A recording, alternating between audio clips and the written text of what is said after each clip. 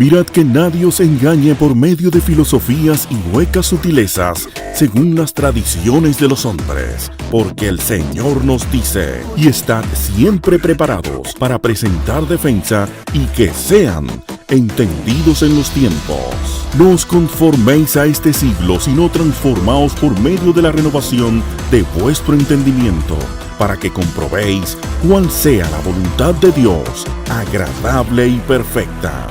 Entendiendo los tiempos. Si hay un tema controversial, tanto en filosofía como en religión, es el ser de Dios. A lo largo de los siglos, muchos grandes pensadores han disertado acerca de la existencia y la naturaleza de Dios.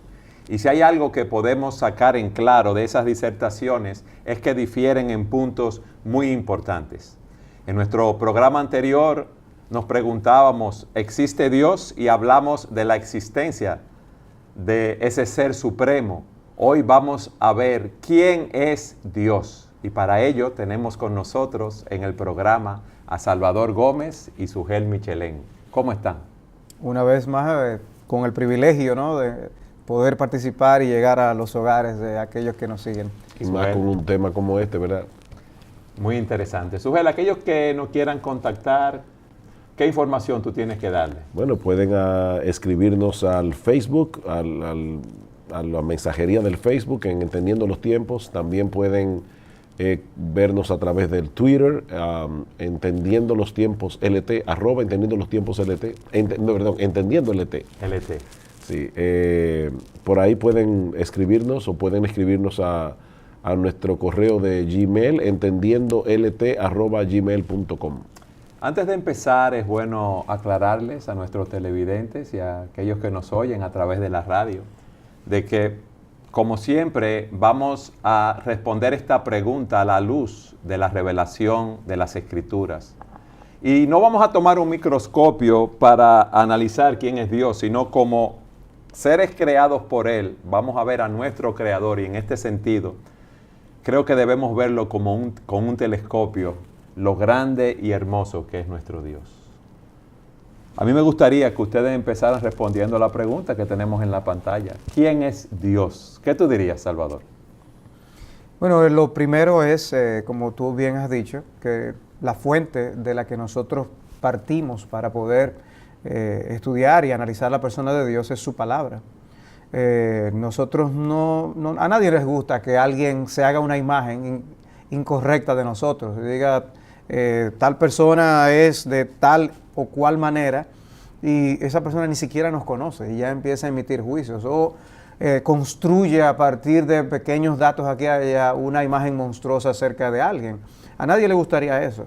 Pero yo creo que con Dios ha pasado mucho de esto, donde nosotros vemos que las personas se toman la libertad de asumir una postura acerca de Dios que parte de ellos mismos. Las conclusiones, obviamente, van a ser diversas, según como cada quien quiera pensar o su inclinación, aún hasta los mismos ateos, ¿no?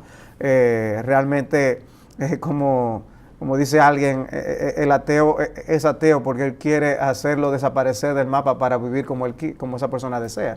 Pero cada quien fabricaría a su propia imagen de Dios. Pero nosotros realmente no tenemos tal libertad. Y lo que está en juego es demasiado grande y serio para nosotros empezar a deducir cosas simplemente para sentirnos bien. O sea, yo puedo fabricar una imagen acerca de Dios que me convenga y que le agrade a las personas.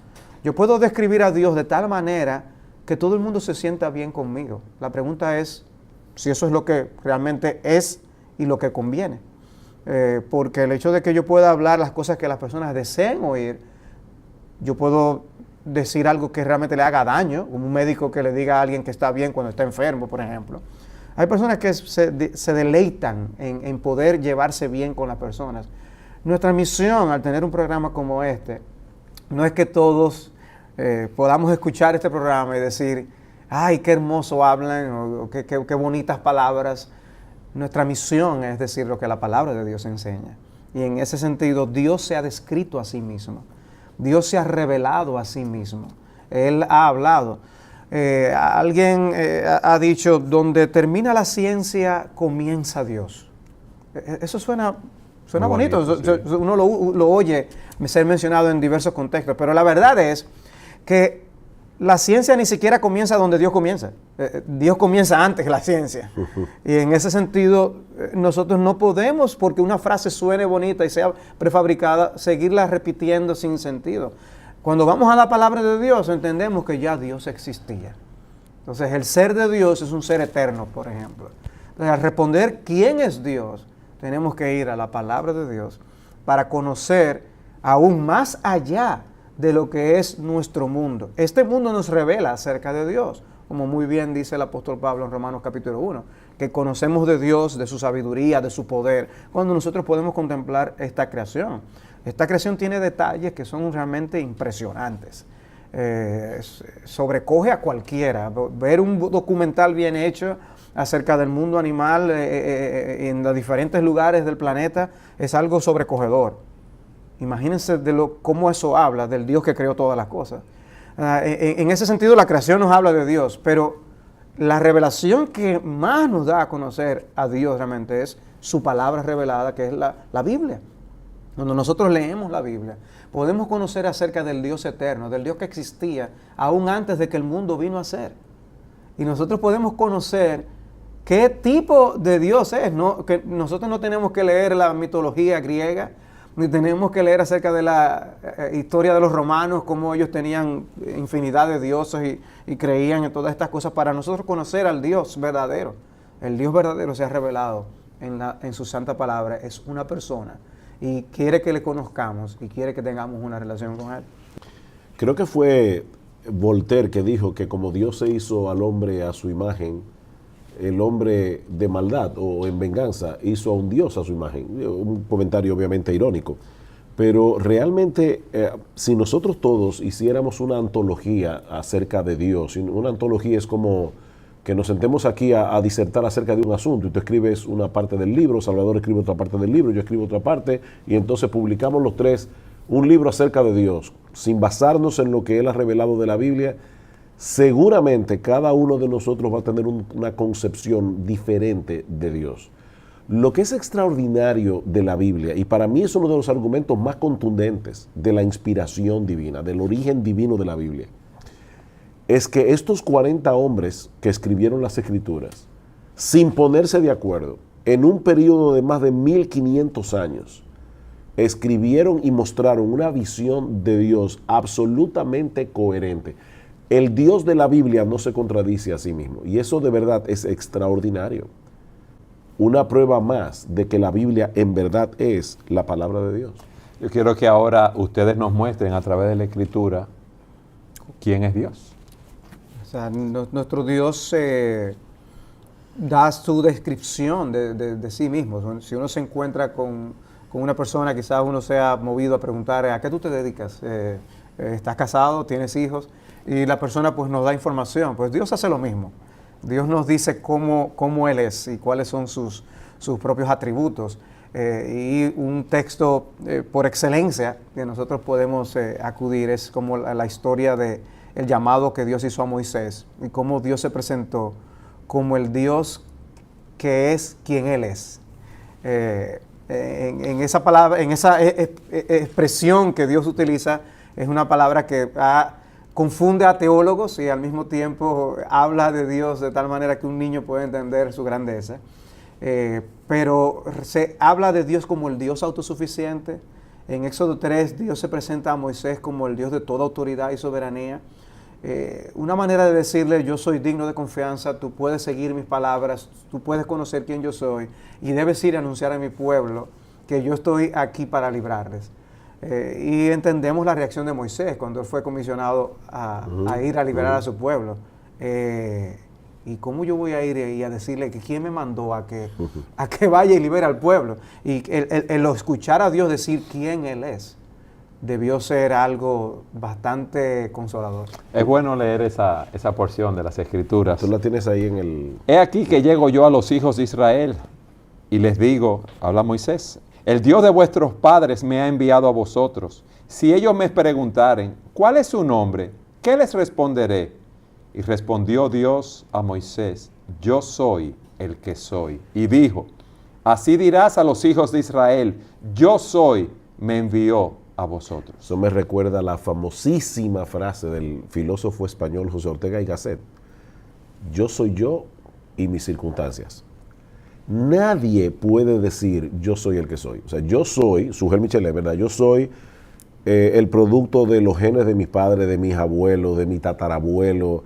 Yo soy el producto de mi crianza. Yo soy el producto del lugar donde nací. Definitivamente no es lo mismo haber nacido en República Dominicana que haber nacido en Holanda, haber nacido en Alemania. No es lo mismo haber nacido a mediados del siglo XX que haber nacido en el siglo XV o en el siglo XVIII. Entonces, nosotros no somos lo que somos por nosotros mismos. Somos el conjunto de muchos factores. Lo que Dios le está diciendo a Moisés es, yo soy absolutamente independiente. A mí nada me influye. Yo soy el que soy. Dios existe por sí mismo. Dios no depende de nada ni de nadie para su propia existencia, para su propia felicidad, para su propia realización. Si nosotros dejamos de comer, nos morimos. De hecho, la alimentación juega un papel importante en lo que nosotros somos. Pero Dios no depende de nada fuera de sí mismo para Él seguir siendo quien Él es. Sí, es claro que aunque tú dices a Él nada le influye, no queremos decir con eso que Él sea indiferente. Claro. Queremos decir que Él no se impacte con lo que nosotros hacemos o no, o sea, que no haya una reacción aún emotiva en Dios. Claro. No, lo que estamos diciendo es que Él es completamente autoexistente, completamente independiente. Todas las cosas creadas por Él dependen de Dios para su subsistencia. Dios mismo, que creó todas las cosas, Él no depende de nada ni de nadie. Ahora, lo sorprendente es que los seres humanos no se hubieran podido inventar un Dios así. Tú lees la mitología griega, que por cierto es fascinante, y los dioses griegos son seres humanos con propiedades magnificadas. O sea, son los mismos seres humanos con la misma envidia, los mismos problemas. De hecho, tú te lees a Zeus y los dioses que pueblan el Olimpo, y son como cualquier familia humana con los mismos problemas, excepto que él es muy poderoso. Eran los superhéroes de Marvel en otra generación. Exactamente. que de paso, vamos a tomar ese mismo ejemplo que tú acabas de mencionar, pero Superman. Ese ejemplo que él acaba de mencionar, lo veremos que tú vas en a poner próxima... a Superman, lo veremos en nuestro próximo segmento. Tú no serías feliz segmento. sin hacer eso, ¿verdad? No. Siga con nosotros en su programa Entendiendo los Tiempos.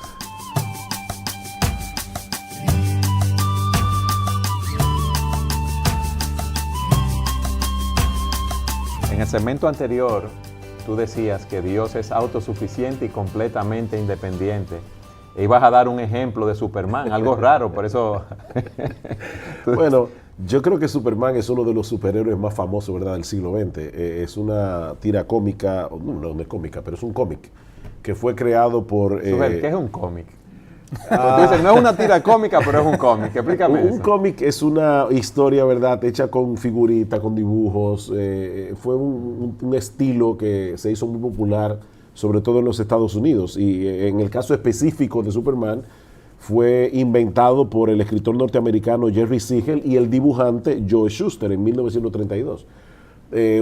Superman nació en Krypton, fue enviado por sus padres a la Tierra, etcétera, etcétera, hasta que lo crían, ¿verdad?, la familia Kent, y le ponen Clark Kent.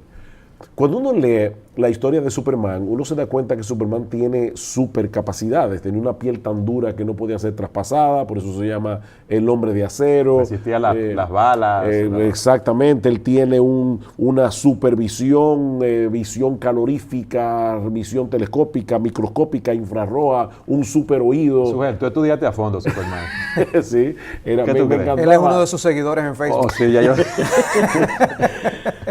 Por supuesto, y aquí está el punto de comparación, los creadores del personaje, ellos no se molestan en explicar cómo es que un hombre de acero puede estar sujeto a la ley de crecimiento, porque Superman vino como niño y se convirtió después en superhombre, o cómo es que sus órganos internos pueden procesar alimentos. Cuando Superman es Clark Kent y él está en el periódico, él come y todo eso, ¿cómo es que sucede eso? Ellos no tienen que explicar nada de eso porque todo el mundo sabe que Superman es un personaje ficticio. Lo que estamos diciendo es que el Dios de la Biblia no es como Superman. El Dios de la Biblia es absolutamente coherente con lo que Él revela de sí mismo. No hay contradicción. Era necesario que el Dios de la Biblia fuera autoexistente y fuera completamente independiente porque de lo contrario no podría ser soberano, no podría ser infinito, no podría ser eterno, no podría ser inmutable, y todo eso es lo que la Biblia dice acerca de Dios. Que ya de plano, o sea, esa concepción que estamos hablando contradice esa visión de dos fuerzas, una del bien y una del mal, que siempre han coexistido. No, la Biblia no plantea tal cosa. La Biblia sí enseña que hay un ser de maldad, que es el diablo, pero es uno de los ángeles caídos, una de las criaturas de Dios. Pero ya eso es otro tema para otro programa, otro estudio. A mí sí me gustaría que ustedes me explicaran cómo ese ser autosuficiente y completamente independiente es un ser infinito, como tú dijiste hace un rato. Bueno, en primer lugar, vamos a ver lo que significa la palabra infinito, porque uno de los problemas que nosotros tenemos a la hora de hablar acerca de Dios es que generalmente tenemos que usar un lenguaje negativo. En otras palabras, tenemos que decir lo que Dios no es, porque no es tan fácil para nosotros poder dar afirmaciones de lo que Dios sí es. Cuando nosotros decimos que Dios es infinito, eso es una afirmación negativa. Estamos diciendo que Dios no está sujeto a la finitud humana. Nosotros somos seres finitos. Somos seres finitos. No tiene límites. Exactamente, somos seres finitos porque tuvimos un principio, tendremos un fin. Somos seres finitos porque nuestras capacidades son limitadas. Yo no soy todopoderoso, yo no soy omnisciente, yo no lo conozco todo. Pero en el caso del Dios de la Biblia, Él no tiene límites. Hay un pasaje en las Escrituras cuando Salomón está orando en el primer libro de Reyes, capítulo 8, y está inaugurando el templo que él construyó para Dios. Y el mismo Salomón dice en un momento dado, pero es verdad que Dios morará sobre la tierra.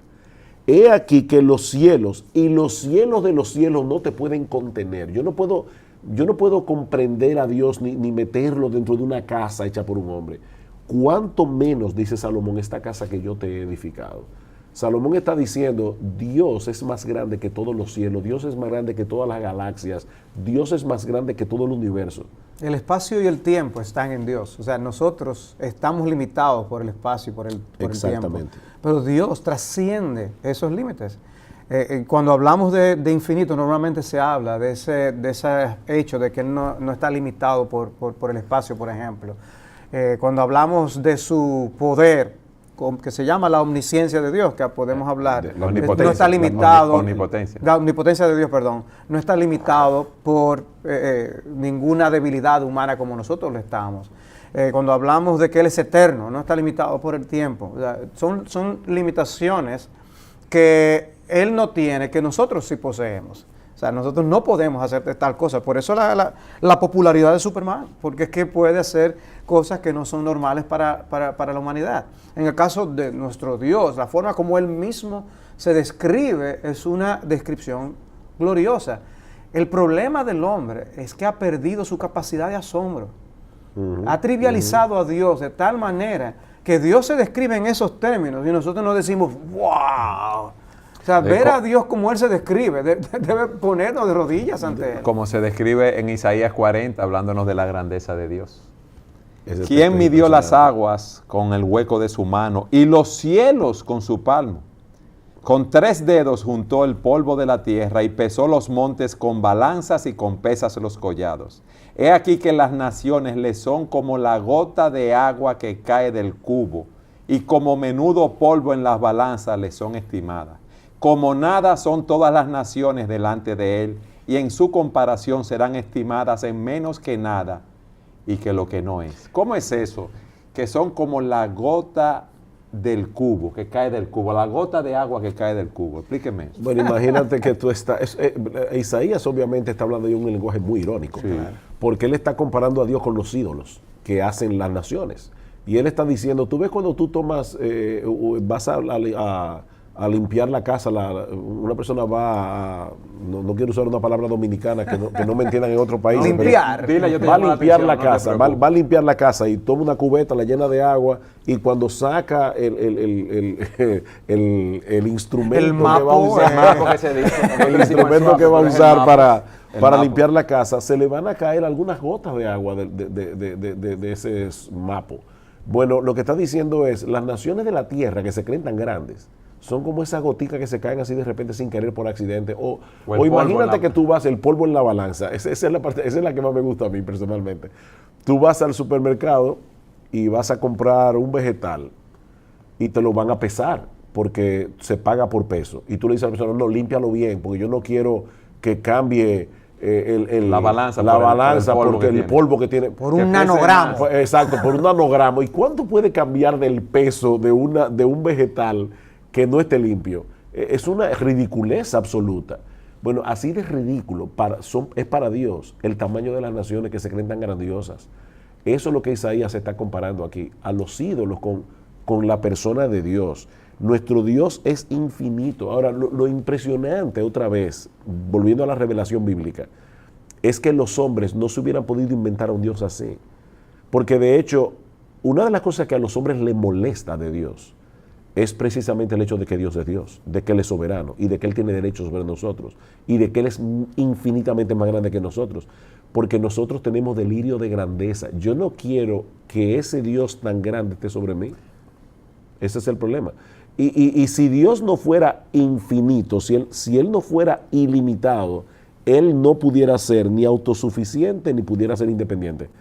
La razón por la que yo dependo de la comida, yo dependo del descanso, yo dependo de un montón de cosas, es porque yo no soy infinito, yo soy un ser limitado. El Dios de la Biblia no lo es. Él es la causa sin causa, por lo tanto no está limitado por nada. Ustedes nos han explicado que Dios es autosuficiente, que Él es completamente independiente, que es infinito. A mí me gustaría que ustedes me explicaran ahora la inmutabilidad de Dios. Por inmutabilidad de Dios, o sea, se quiere hablar en términos sencillos de que Dios no cambia. Y fíjate que es negativo otra vez. Es negativo. Lo que Dios no hace, lo que Dios no es, no tiene mutación, no se va transformando. En otras palabras, Dios es el mismo. Hay personas que pueden notar que alguien ha tenido ciertas experiencias y decir, oye, pero esta persona sí ha cambiado. Puede ser para bien o puede ser para mal, pero nosotros cambiamos, o sea, aún físicamente cambiamos, emocionalmente cambiamos. Emocionalmente nosotros podemos estar alegres y de repente tenemos otro mood. ¿Otro mood? ¿Qué es eso? Otro estado de ánimo. Otro estado de ánimo. Pero no quiero decir con esto que Dios no tenga estados de ánimo, no tenga emoción, pero nosotros somos seres cambiantes, que nuestra relación con el mundo externo que nos rodea puede no ser predecible, porque podemos reaccionar en un momento dado de una forma y en otro momento dado de otra. Nuestro Dios es el mismo. En otras palabras, antes de que Dios creara el mundo y después de Dios crear el mundo, Él es el mismo. Después que este mundo deje de ser y nos encontremos en la eternidad, Dios seguirá siendo el mismo. Por eso Jesucristo es descrito en el libro de Hebreos capítulo 13. Yo soy el mismo ayer, hoy y por los siglos. En ese sentido es que nosotros decimos que es herejía decir que Dios es más compasivo hoy que ayer, o que Él amará más mañana que hoy, porque el amor de Dios no cambia. Él es siempre infinito, Él es siempre soberano, siempre autosuficiente. No habrá una diferencia en su ser en ese aspecto. Entonces Dios siempre nos ama con ese mismo amor. Exactamente. Y también cuando juzga con el mismo juicio a los que no se arrepienten y pecan contra Él. O sea, Él no va a tener un criterio de evaluación del mal hoy diferente al de ayer. Los días cambian, nuestros tiempos están cambiando y hoy toleramos cosas que antes no se toleraban. ¿Fue Dios que cambió o la sociedad ha cambiado? Es la sociedad la que ha cambiado. De hecho, volviendo otra vez a la revelación bíblica, porque quiero seguir insistiendo en ese punto.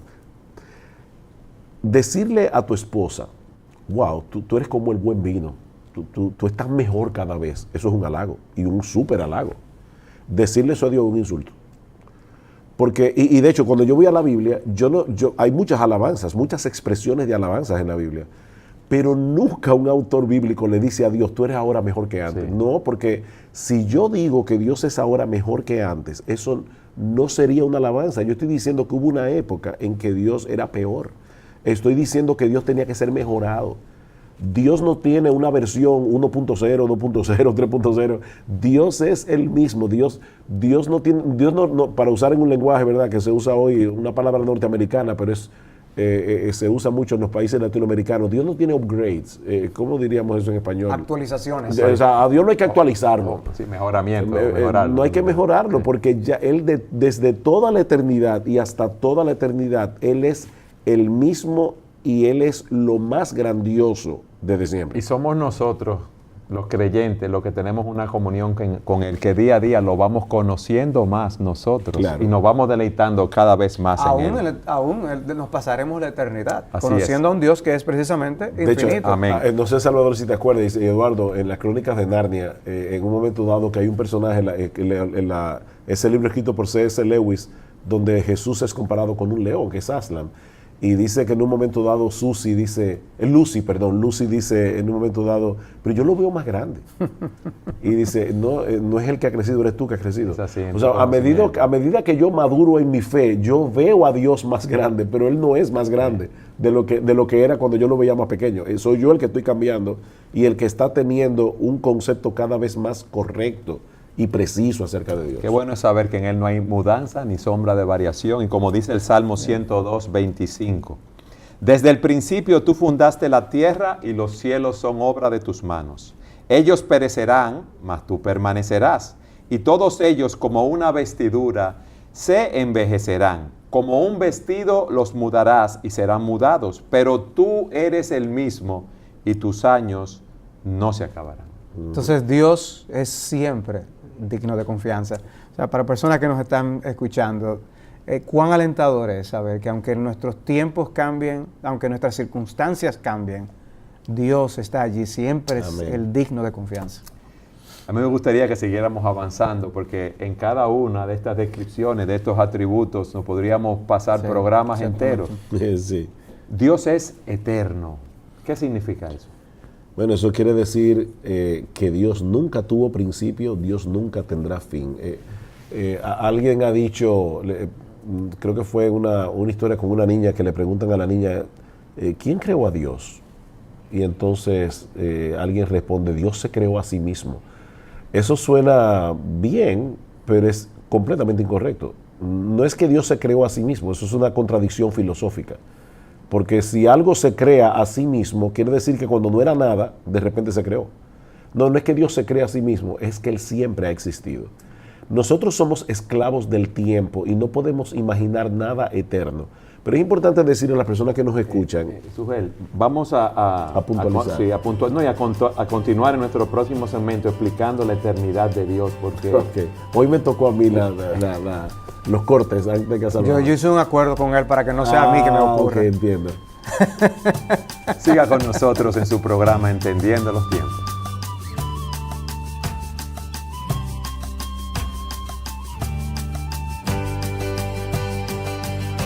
Lo recomendado para el día de hoy es el libro Un corazón para Dios de Sinclair Ferguson. Y ahora, los recomendados. Caminar con Dios, como dice el libro, en un conocimiento íntimo y creciente de Él, es el centro de la vida cristiana. O sea que nosotros no hacemos nada con tener mucho conocimiento de Dios, de sus atributos, quién es Él, si no caminamos con Él, si no tenemos una relación personal con Él. Y Él se pregunta, ¿cómo podemos desarrollar un corazón que anhela estar más cerca de Él en esta relación viviente? El verdadero conocimiento de Dios, escribe Ferguson, no se aprende de libros, aunque estos pueden ayudarnos. No se aprende en una escuela o en un seminario, aunque debemos promoverlo. No es solo más conocimiento, no. El conocimiento de Dios es un conocimiento personal.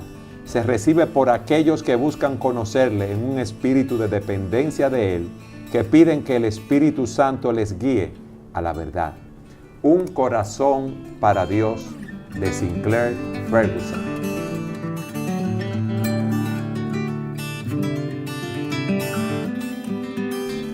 Señor, tú nos has sido refugio de generación en generación. Antes que naciesen los montes y formases la tierra y el mundo, desde el siglo y hasta el siglo, tú eres Dios. En el segmento anterior tú estabas hablando, Sujel, de la eternidad de Dios y nos gustaría que tú sigas desarrollando este tema. Sí, lo que decía era que el hecho de que ahora existe algo debe llevarnos a la conclusión de que algo siempre ha existido. En otras palabras, o tú llegas a la conclusión de que Dios es eterno, o tienes necesariamente que pensar que la materia es eterna. Porque como hemos dicho otras veces en programas como estos, de la nada no sale nada. Si ahora existe algo, algo tiene que haber sido eterno. O es la materia o es Dios. La materia, obviamente, tú tienes que explicar cómo es que de manera accidental e impersonal evolucionó para crear todo lo que existe. Nosotros creemos que existe un Dios eterno que siempre ha existido y que Él creó todas las cosas. Así que la problemática que se plantea al hombre, como yo decía en el segmento anterior, somos esclavos del tiempo y no podemos entender la eternidad. Pero las personas que nos ven por la internet o por la televisión tienen que entender que tiene que haber habido algo eterno obligatoriamente. O sea, que esa dificultad está allí y tenemos que lidiar con ella. O Dios es eterno o la materia es eterna. Nosotros creemos que es más racional creer que ese Dios sabio, inteligente, todopoderoso, es el Dios eterno que creó todas las cosas. ¿Algo más en relación a la eternidad de Dios, Salvador? Bueno, es citando al apóstol Pablo en Romanos capítulo 1, él hace esta declaración tan poderosa, dice que lo que se conoce acerca de Dios es evidente dentro de ellos, pues Dios se lo hizo evidente. ¿Cómo Dios hizo evidente eso acerca de Dios? Que cada quien tiene en el corazón. Dice, porque desde la creación del mundo, sus atributos invisibles, su eterno poder y divinidad se han visto con toda claridad, siendo entendidos por medio de lo creado, de manera que no tienen excusa. O sea, el punto es, la creación que tuvo un inicio es un medio que Dios ha utilizado para revelarse a sí mismo como un Dios que es eterno, todopoderoso y sabio. De hecho, déjame complicar un poco las cosas y luego voy a desenredar la madeja, ¿verdad? Si nosotros partimos de la premisa de que la materia es lo que era eterno y no Dios, tenemos que explicar cómo es que lo material pudo producir la mente humana, porque nosotros somos seres pensantes. Nosotros dejamos esta mesa aquí y podemos venir, hablando en un lenguaje figurado, dentro de 10 millones de años y vamos a encontrar una mesa deteriorada, pero esta mesa nunca va a producir un ser pensante. La materia no puede producir pensamiento. Ahora, lo que nosotros creemos como creyentes es que existía alguien eterno que tenía una mente y es todopoderoso y creó la materia. Eso es, a la larga, es más lógico que lo otro. Pero el hombre en su necedad, que es lo que Pablo dice en Romanos 1, el texto que tú estabas mencionando, el hombre en su necedad prefiere decir, no, había una materia eterna y la materia produjo al ser humano pensante. El punto aquí, hermanos, es que es más conveniente yo creer la teoría de los memes de Richard Dawkins y pensar que todo es simplemente materia, porque me libera a mí de responsabilidades morales. O sea, el hombre lo que quiere es vivir a espaldas de Dios. Y por eso fabricamos y vemos hasta como profundos esos pensamientos. Pero realmente son cosas contradictorias. El Dios que se ha revelado en las Escrituras es el Dios vivo y verdadero. Aquel con quien nos veremos después de nuestra muerte. Y por lo tanto hacemos bien en aceptar y recibir su revelación y humillarnos delante de la grandeza del Dios que se ha revelado para como un favor hacia nosotros. De hecho, perdón, tú mencionaste a Dawkins, que es un ateo fanático. Dawkins dice, bueno, los pensamientos son memes, ¿verdad? O sea, son ideas que se transmiten de generación a generación, pero no son ni verdaderas ni falsas, simplemente son ideas. Por ejemplo, una vez a alguien se le ocurrió la idea de Dios, y eso le encantó a la gente, y la idea de Dios se quedó en la humanidad. Es un meme. El problema es que si esa teoría es verdad, la teoría de Dawkins es un meme en sí misma. Entonces ya yo no tengo ni que creerla, no tengo ni siquiera que tomarla en serio, porque es un meme. Es como otro... Pero él se toma muy en serio. Sí. Es como Francis Crick. Francis Crick dice, nosotros somos materia, no tenemos alma, no fuimos creados por un ser personal ni inteligente, por lo tanto, nosotros somos pura materia. Oye, Francis Crick, ¿cómo tú explicas el hecho de que el hombre piensa? No, es que el pensamiento en realidad no es real. El pensamiento es una ilusión causada por tus neuronas. El gran problema de creer eso es que entonces ya yo no puedo confiar en mi razonamiento. Y es increíble lo que ellos confían en su razonamiento. O sea, yo no puedo confiar en mi razonamiento porque lo que yo creo que pienso en realidad es una ilusión de mis neuronas. Pero ellos viven de eso. Sí. Exactamente. Así que esa teoría en sí misma es una ilusión de sus Es así. neuronas. Pero a mí me gustaría que siguiéramos avanzando. Hablando de Dios y no del hombre, ¿verdad? Sí. Dios es uno y es trino. Esto trae mucha confusión. Sí, Bueno, ese es uno de los grandes misterios del ser de Dios. Y que algunas personas dicen, eso es ilógico, porque una cosa no puede ser 1 y 3 al mismo tiempo. No, eso no es ilógico. Explícanos. Es suprarracional porque va más lejos de lo que la razón es capaz de asimilar y de nuestro entender. entendimiento. Pero no es irracional porque Dios es uno en un sentido y 3 en otro sentido. Dios es uno en el sentido de que solo existe una esencia divina. Dios es 3 en el sentido de que hay 3 personas divinas en esa sustancia de Dios, si se puede llamar así. Entonces Dios es uno en un sentido, hay un solo Dios. Dios es 3 en el sentido de que hay 3 personas en Dios, el Padre, el Hijo y el Espíritu Santo. y una vez más, es imposible explicar eso con algo de nuestro conocimiento, porque es No. que Dios es único. Eso es precisamente lo que hace de la doctrina de la Trinidad algo tan difícil de asimilar y comprender. Y como Sujel bien decía, eso nos escapa a nuestra razón. De ahí la importancia de nosotros recibir con humildad la revelación que Dios ha hecho de sí mismo. No tenemos libertad de llegar a nuestras propias conclusiones de quién es Dios. Él nos ha dicho quién Él es. Y Él dice, yo soy Padre, Hijo y Espíritu Santo. Cuando tú dices recibir con humildad es aceptar, creer lo que Él nos dice en su palabra. Y de nuevo, ¿saben los libros de teología que se han escrito para tratar de explicar el misterio de la Trinidad? Y el hombre apenas ha logrado rasgar la superficie. ¿Cómo es posible que los seres humanos que escribieron la Biblia, que como decíamos al principio, más de 40 hombres que no se pusieron de acuerdo, cómo pudieron inventarse un Dios así? Un Dios que es uno y es trino al mismo tiempo. Eso escapa a la razón humana. Es una necedad pensar que ese Dios es una mera invención. Sin embargo, desde el principio de las Escrituras, Dios se presenta como un ser único que es múltiple a la vez. Por ejemplo, uno de los dogmas del pueblo de Israel es el que encontramos en Deuteronomio capítulo 6, versículo 4. Escucha, Israel, Jehová nuestro Dios, Jehová uno es. Lo interesante de ese texto es que la palabra uno que aparece allí es un uno pluralizado. Es la palabra hebrea ejad, que significa uno como un racimo. Yo hablo de un racimo de uvas y es un racimo, pero evidentemente contiene más de una uva. Eso es exactamente lo mismo que dice ese texto. Jehová uno pluralizado es. O como dicen en Génesis 1:26, entonces dijo Dios. El verbo ahí está en singular. Dijo una persona, dijo Dios, hagamos Plural. al hombre a nuestra imagen, conforme a nuestra semejanza. Y ya en el resto de las Escrituras, obviamente la doctrina de la Trinidad se va desarrollando. Pero Dios es un solo Dios en 3 personas. Lo maravilloso es saber que ese Dios que hemos empezado a describir, hemos dado algunas ligeras pinceladas, es un Dios personal. ¿Cómo así, Salvador? Bueno, eso significa que es alguien que tiene rasgos de personalidad, o sea, que tiene la capacidad de pensar, de sentir, de tomar decisión. Y como hablábamos de la Trinidad, nosotros podemos ver que precisamente Dios existe en 3 personas. O sea, el Padre es una persona, el Hijo es una persona, el Espíritu Santo es una persona.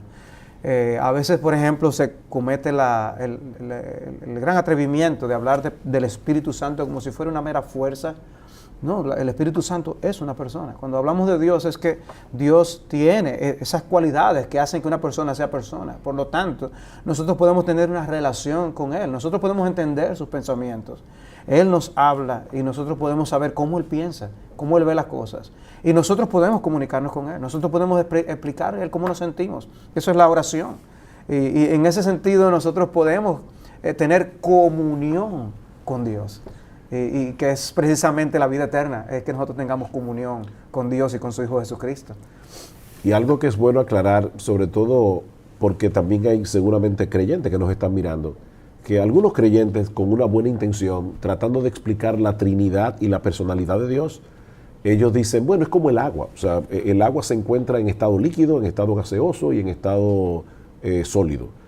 No, porque yo puedo tener agua, ¿verdad? Y aparecer las tres, esa misma agua, poder estar en un momento dado en forma líquida, luego la pongo en el refrigerador y se solidifica y luego puede evaporarse. Pero lo que estamos diciendo aquí no es que hay una sola persona divina que a veces aparece como Padre, a veces aparece como Hijo, a veces aparece como Espíritu Santo. No, es que hay tres personas divinas distintas. El Padre, el Hijo y el Espíritu Santo, y los tres tienen una personalidad distinta. Es como cuando pensamos en la cruz, no fue el Padre que murió en la cruz, fue el Hijo el que murió en la cruz. Cuando pensamos en quién aplica la salvación del Hijo, es el Espíritu Santo el que lo hace, es el que ilumina el entendimiento. Entonces es importante que entendamos que hay tres personas divinas que crearon personas. Nosotros somos seres personales, Eduardo, porque fuimos creados por un ser personal. A mí me gustaría, en el tiempo que nos queda, cómo yo puedo establecer una relación con ese Dios que es personal, porque muchas personas nos están mirando a través de la televisión, o nos oyen a través de la radio, y se están preguntando, ok, yo quiero tener una relación con ese Dios. ¿Cómo yo puedo tener esa relación? Bueno, ese Dios que nosotros hemos descrito es Dios creador. Él hizo todas las cosas. Su creación, sin embargo, se rebeló contra Él. Nosotros podemos leer en Génesis capítulo 3 de la caída del hombre en el pecado. Ese pecado ha hecho separación entre Dios y el hombre. Lo que nosotros encontramos en el resto de las Escrituras es precisamente el plan de salvación que Él ha diseñado, puesto en operación. Un plan de salvación para rescatar al hombre perdido, alejado de Él por causa de ese pecado, de cómo Él viene y le atrae. Cristo viene, muere en la cruz como el Cordero de Dios, que quita ese pecado del mundo para poder llevarnos a Dios. Y en ese sentido nosotros podemos, de estar en separación, poder venir a estar cerca de Él en una comunión, una relación con Él, que es una relación que ya será eterna. Por eso la Biblia llama a la salvación tener vida eterna, porque ahora nosotros no tendremos solo relación con ese Dios personal aquí, sino también por toda la eternidad en el reino de los cielos. Ahora de nuevo, Eduardo y Salvador, volviendo al tema de las Escrituras, así como hablar de Dios puede ser muy confuso porque cada persona va a decir lo que piensa de Dios, hablar de la salvación es igualmente confuso entre los seres humanos. Por eso hay tantas religiones. Cada persona dice, yo creo que a Dios se llega de esta forma. Lo sorprendente de nuevo con respecto a la Biblia es que el plan de salvación que se revela en las Escrituras es el mismo desde Génesis hasta Apocalipsis. Dios, desde que Adán y Eva cayeron en el huerto, como decía Salvador, prometió un redentor.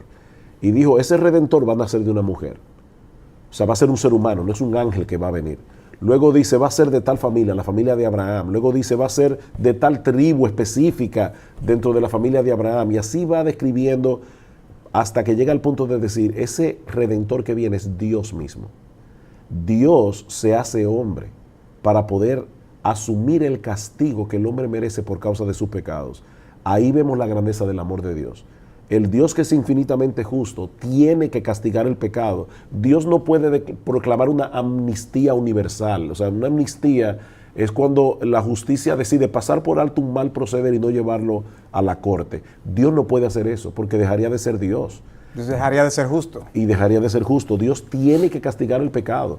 Pero en un acto infinito de amor, Dios decide en la persona de su Hijo recibir el castigo que su propia justicia demanda del pecador.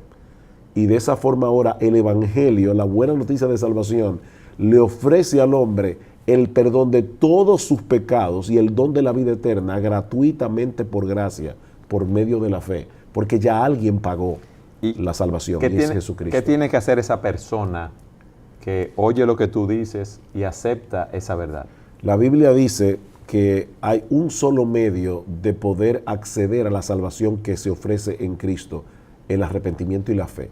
El hombre tiene que venir delante de Dios reconociendo que es pecador, reconociendo que merece castigo, reconociendo aún que merece el infierno. Señor, yo he pecado contra ti y estoy dispuesto a divorciarme de mi vida de pecado, sabiendo de antemano que yo no voy a poder lidiar con mi pecado por mi propia fuerza, sino únicamente confiando en Jesucristo, confiando en la obra de salvación que Él hizo en la cruz del Calvario, el arrepentimiento y la fe son como dos tenazas a través de las cuales yo me apropio de Cristo. Tengo que venir a Cristo en arrepentimiento y fe. En Marcos dice, cuando el Señor comenzó predicando el Evangelio en Galilea, le decía a las personas, el reino de los cielos se ha acercado, arrepentíos y creed en el Evangelio. Es ahí la demanda del Evangelio, arrepentíos y creed. ¿Y qué ustedes le dirían a una persona que se ha arrepentido y ha creído y quiere profundizar en su conocimiento, en su relación con Dios? Bueno, yo le hablaría tanto a esos como a los anteriores también, a los que han profesado creer y a los que no. Yo les diría que esta pregunta, ¿hay algo más grande, más glorioso a lo que nosotros podamos dedicarnos que a conocer a ese Dios, que a tener relación con ese Dios? O sea, no hay experiencia humana, no hay lugar en el planeta que visitar, no hay relación interpersonal que pueda compararse siquiera con el nosotros poder conocer a Dios. Y si tú no conoces a Cristo, o sea, ven sin tardar antes que sea demasiado tarde. Y si tú ya eres creyente y has depositado tu fe en Jesucristo, no hay nada más importante que nosotros cultivar nuestra relación con Él. No hay nada que se pueda ni siquiera por asomo acercarse al privilegio de nosotros conocer a Dios y a su Hijo Jesucristo. Por lo tanto, estar cerca de Él, cultivando una relación a través de la oración y de la lectura y el estudio de la palabra de Dios, son cosas incomparables. Los demás palidecen importancia. Pero hoy nos vamos de boca con el trabajo, nos vamos de boca con los entretenimientos, nos vamos de boca con la vida social activa. Se nos va el tiempo y la oportunidad de dedicar las oportunidades que tenemos para cultivar la comunión con Dios. Sugel, en el último minuto que nos queda de programa, ¿qué tú dirías? Bueno, a los que son creyentes le diríamos, Dios nos ha salvado para que tengamos una relación personal con Él. La vida eterna no es algo aparte de Dios que Él da, es Dios mismo que se nos da para que tengamos una relación con Él, conozcámosle a través de su palabra, acerquémonos a Él en oración, tengamos una relación cada vez más íntima con el Señor y a través de la persona de Cristo. Pero a los que no conocen al Señor, mi llamado al final de este programa es, ese Dios personal, infinito, eterno, inmutable, todopoderoso, omnisciente, ese Dios algún día será nuestro juez. Y la única manera en que yo puedo salir bien parado de ese juicio es aceptando la provisión de salvación que Él mismo ha provisto en la persona de su Hijo, nuestro Señor Jesucristo. Pero no solamente es escapar de la condenación del infierno, es que no hay nada más glorioso, como decía Salvador, no hay nada más grandioso, no hay nada más extraordinario que conocer a ese Dios en la persona de su Hijo y a través de su palabra. Y tener una relación personal e íntima con Él. Gracias por haber estado con nosotros en su programa Entendiendo los Tiempos.